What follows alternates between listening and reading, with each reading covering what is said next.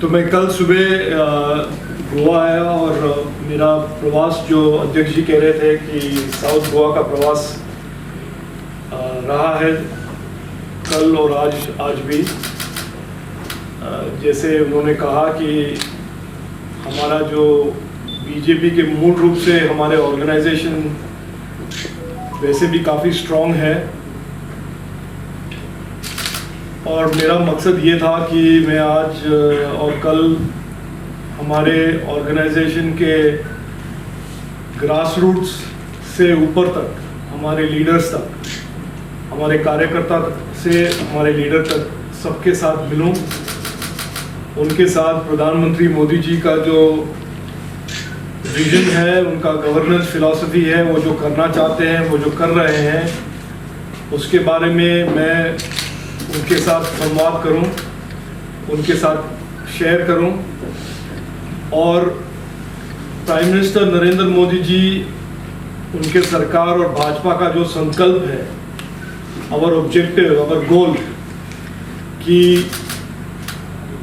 ज़्यादा से ज़्यादा बेनिफिशरीज और सिटीजन्स के पास हमारे नेशनल गवर्नमेंट ऑफ इंडिया के स्कीम्स पहुँचे, गवर्नमेंट ऑफ गोवा के स्कीम्स पहुँचे,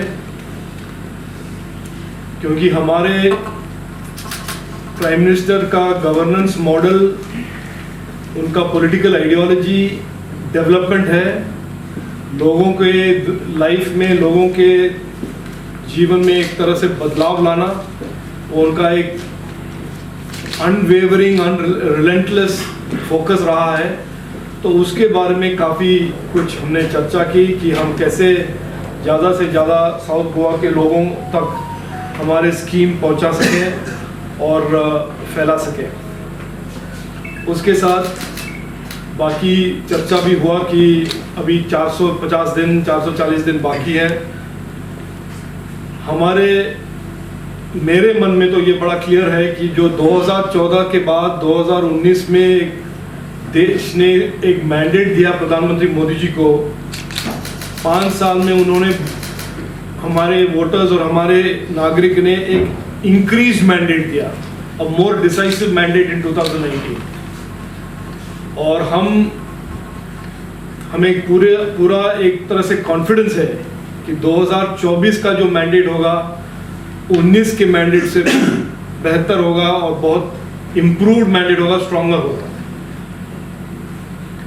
तो उसके लिए परिश्रम करें। हमारे 2014 के मैंडेट, 2019 के मैंडेट और 2024 का जो आने वाला मैंडेट है, हमने लोगों के लिए परिश्रम करके पब्लिक का सर्विस उनके लाइफ में, उनके जीवन में बदलाव लाकर ही ऐसे मैंडेट हमने पाया है। प्रधानमंत्री मोदी जी के तरफ इतना भरोसा है और रिसेंटली आपने देखा होगा एक ऑस्ट्रेलियन प्रोफेसर ने कमेंट भी किया है कि ऐसे दुनिया के सबसे बड़ी डेमोक्रेसी में ऐसे रिपीटेड मैंडेट मिलना एक तरह से भारत के डेमोक्रेसी में एक लीडर और एक पार्टी की तरफ इंक्रीज भरोसा, increase trust, increase confidence and transparency and efficiency, उसका एक सिंबल है। जैसे अध्यक्ष जी ने कहा कि मैं साउथ गोवा का डिस्ट्रिक्ट हॉस्पिटल का भी मैंने दौरा किया और मैं आपके सामने साफ तरफ से कह सकता हूं कि मैंने 18 महीने में मंत्री होने के बाद काफ़ी सारे सरकारी हॉस्पिटल विजिट किए हैं, बट ऐसा साफ सुथरा हाई क्वालिटी हॉस्पिटल मैं पहली बार देख रहा हूं। और मैंने वहां पर मंत्री जी को और टीम को भी बधाई दी कि आप तो एक गवर्नमेंट हॉस्पिटल प्राइवेट हॉस्पिटल से भी एक तरह से इम्प्रूव क्वालिटी और इम्प्रूव स्टैंडर्ड का हॉस्पिटल चला रहे हैं। उसके लिए आपको मैंने उनको कंग्रेचुलेट भी किया है। पार्टी की ओर से और सरकार की ओर से काफ़ी सारे आइडियाज़ हैं, रिक्वेस्ट हैं हमारे कार्यकर्ता लोगों से भी और हमारे सीनियर लीडर से भी। मैं आप सबको आज ये उम्मीद देता हूं और एक तरह से कमिटमेंट देता हूं कि जो उन्होंने मांगा है उस पर हम जरूर गौर करेंगे। एक तो है कि हमारे गोवा में स्टार्टअप्स और इनोवेशन इकोनॉमी को ज़्यादा एक इंकरेजमेंट हो, ज़्यादा सपोर्ट हो। मैंने एक डिजिटल इंडिया स्टार्टअप हब के बारे में हम एक्सप्लोर करने की हमने एक कमिटमेंट की है। हम बहुत जल्द से उसको एक्सप्लोर करेंगे, उसके बारे में एक डिसीजन लेंगे। पार्टी की ओर से ये भी एक सुझाव है कि स्किल हब्स हमारे गोवा के युवाओं के लिए स्किलिंग के लिए कॉलेजेस में स्किल हब शुरू करें, और स्कूल में अटल टिंकरिंग लैब्स, उसका भी एक आइडिया प्रपोज किया गया था, और उस पर भी हम बहुत ध्यान से गौर करेंगे। और मुझे पूरी उम्मीद है कि बहुत जल्दी मैं उस पर भी एक सरकार की ओर से, गवर्नमेंट ऑफ इंडिया की ओर से, नरेंद्र मोदी जी की ओर से कुछ अनाउंसमेंट कर सकूंगा। और आज अस्पताल के विजिट के बाद 2 और आइडियाज़ आए हैं, वो जो मैं मानता हूँ कि बहुत ही इम्पोर्टेंट आइडिया है गोवा के इकोनॉमी को डाइवर्सिफाई करने के लिए, और गोवा के इकोनॉमिक अपॉर्चुनिटीज़, गोवा में इकोनॉमिक अपॉर्चुनिटीज़ को एक्सपेंड करने के लिए एक हेल्थ केयर AI का एक सेंटर ऑफ एक्सेलेंस के बारे में हेल्थ मिनिस्टर ने और अध्यक्ष जी ने और फिर मुख्यमंत्री जी ने भी फ़ोन पर बात करके एक सुझाव दिया है। उसको भी हम गौर करेंगे, क्योंकि हम global partnership of AI, which is a worldwide organisation of AI of all countries, हम अभी इंडिया प्रेसिडेंट बने हैं, और AI में बहुत ज़्यादा अपॉर्चुनिटीज़ है, और गोवा को एक हेल्थ केयर AI का एक हब बनाने के लिए काफ़ी कुछ एक अपॉर्चुनिटी है, और हम उसमें ज़रूर ध्यान देंगे। मेडिकल इलेक्ट्रॉनिक्स, इसका भी एक अच्छा सुझाव है कि यहाँ पर, क्योंकि भारत इलेक्ट्रॉनिक्स की दुनिया में बहुत बहुत जल्द से बहुत आगे बढ़ रहा है, और गोवा में मेडिकल इलेक्ट्रॉनिक्स का एक हब बनाने की एक प्रपोजल IT मिनिस्टर ने भी दिया है। इस पर भी हम गहरे विचार करेंगे और इसको भी इवैल्यूएट करेंगे। तो मेरा विजिट यहाँ पर I feel has been very productive. सबसे मिलना और उनके साथ एक तरह से 2024 के बारे में बात करना, और नए इनिशिएटिव्स, और हमारे युवाओं के लिए, स्टूडेंट्स के लिए नए अवसर क्रिएट करने की लिए क्या हम कर सकते हैं, उस पर भी हम काफ़ी। बार आपको हर महीने में गोवा आने की क्या जरूरत है? तो इजी तो मीन हो सकता है। नहीं, देखिए, हमारा स्ट्रॉन्ग है, लेकिन स्ट्रॉन्ग का मतलब ये नहीं है कि हम किसी को भी टेक फॉर ग्रांटेड करते हैं, या हमारा जो पब्लिक सर्विस का जो हमारा ड्यूटी है हम घर बैठ के ही करेंगे, ऐसा नहीं है। काम दिया गया है, लोगों तक स्कीम पहुंचाने हैं, लोगों तक ये जो काफ़ी सारे प्राइम मिनिस्टर के प्रोग्राम्स हैं घर घर तक पहुंचाना है। उसके लिए अगर मुझे हर हफ्ते आना पड़ेगा, मैं हर हफ्ते आऊँगा, हमारे नेतागण और कार्यकर्ता लोगों के साथ काम करूँगा।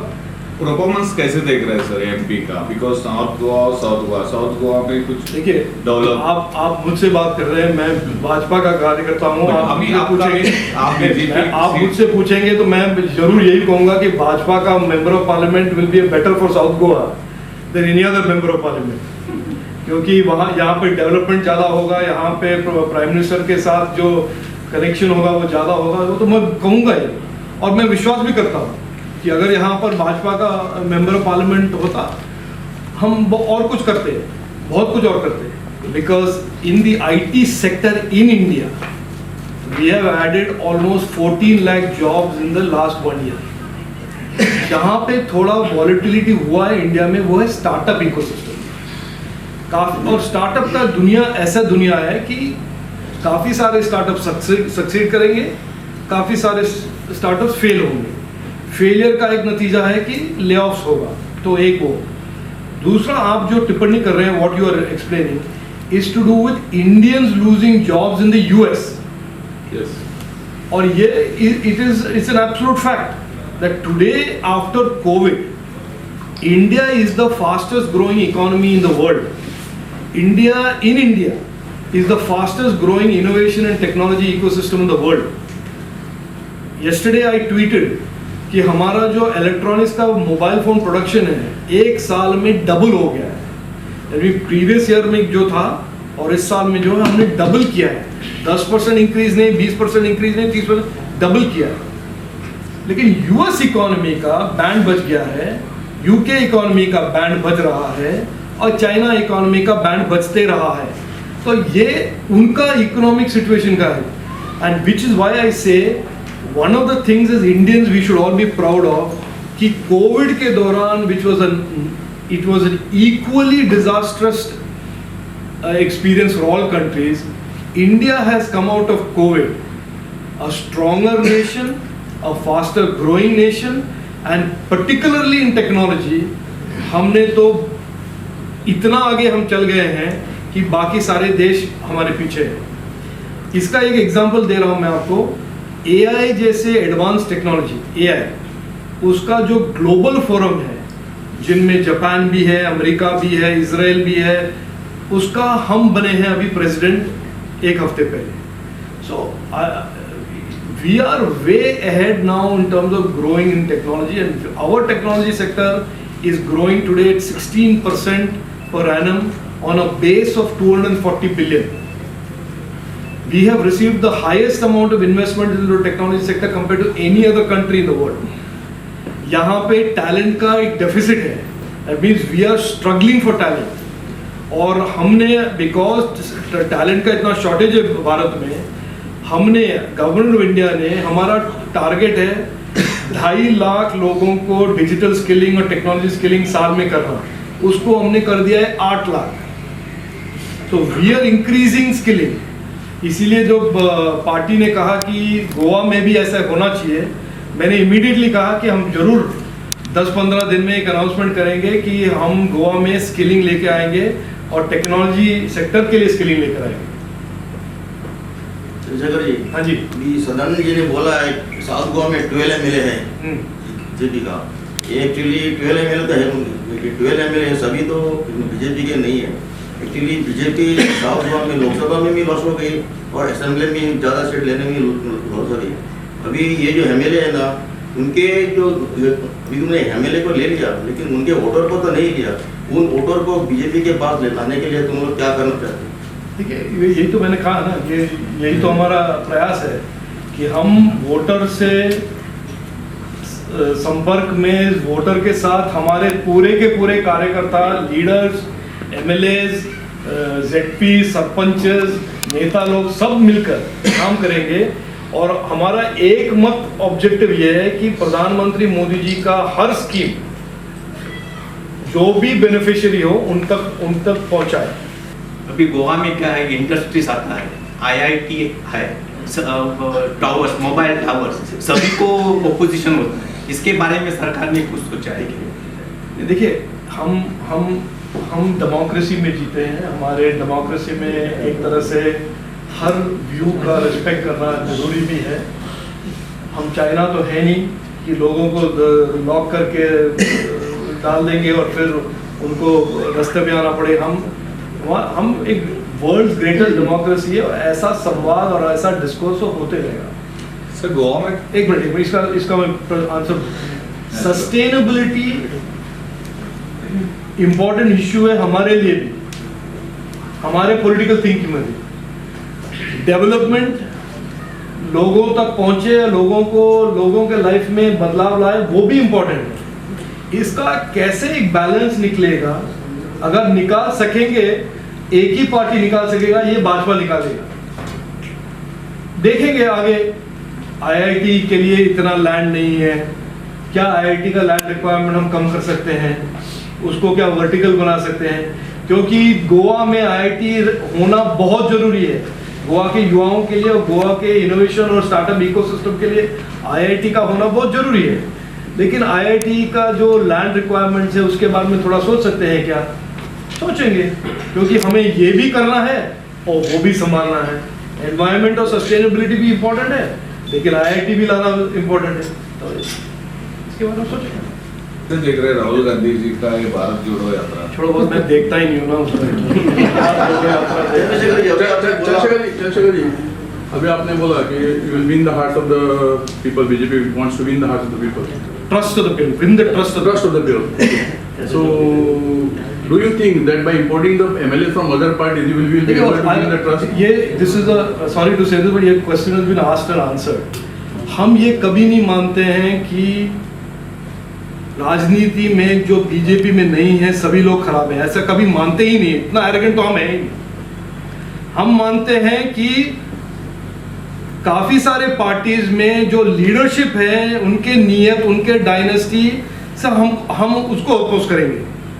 लेकिन इसका मतलब ये नहीं है कि देश में हर अच्छा आदमी भाजपा में ही है और हर जो भाजपा में नहीं है उनका व्यूज हम My सपोर्ट नहीं करें। question was particular. By importing the MLAs, do you think that you will be It able is to not win the importing trust of the people? MLA. Listen, I'll explain to you. Our party was nothing 30 years ago, 20 years ago. People have joined our party. We have become the world's largest party not because suddenly the number of Karyakartas suddenly became multiplied. We believe in inclusive. We believe that more and more people should join our thinking, our ideology, our Prime Minister's thinking. That together, why does he say सबका प्रयास? He says सबका साथ, सबका विकास, सबका विश्वास, and he has said सबका प्रयास. कौन सा इशू लेके आते हैं? इशू वही है ना, आज का इशू भी वही है, 14 का इशू भी वही है, 19 का इशू भी वही है। लेकिन 2024 में हमारा जो विजिबिलिटी होगा कि भारत को एक महान देश बनाना है, एक फुली डेवलप्ड नेशन बनाना है, हमारे लोगों को सब अवसर, इक्वल अपॉर्चुनिटी मिलने हैं, उसका जो हमारा कॉन्फिडेंस होगा बहुत ज़्यादा होगा। 2014 में आप तो जानते ही हैं, मैंने रिसेंटली एक प्रोग्राम में कहा, प्रधानमंत्री के सामने कहा कि 2015 में जब उन्होंने डिजिटल इंडिया का लॉन्च किया था, मैं ऑडियंस में बैठा हुआ था ऐसे, मैंने प्रधानमंत्री के सामने कहा रिसेंटली कि मुझे भी नहीं अंदाजा था कि ये हो सकेगा कि नहीं हो सकेगा। मैं ऑडियंस में था, वो था 2014-15 में। आज के दिन कोविड के बाद ये जो हमें इन्वेस्टमेंट आ रहा है, दुनिया के सभी देश हमसे जुड़ना चाहते हैं और भारत का इकोनॉमी आगे जा रहा है, हमें एक तरह से कॉन्फिडेंस आ गया है देश में और हमारे नेतृत्व में, प्रधानमंत्री मोदी जी के डायरेक्शन में, कि अगर 5-6 साल ऐसे चले हम, तो हम फुली डेवलप्ड नेशन के रास्ते पे जा सकते हैं। यही देश था जो 60 साल से लोग कहते थे गरीब देश है। यही देश था जिन्होंने लोग कहते थे ने चाइना को आंख मत दिखाओ, कोविड के टाइम पे चाइना आ रहा है, उससे हम लड़ नहीं सकेंगे।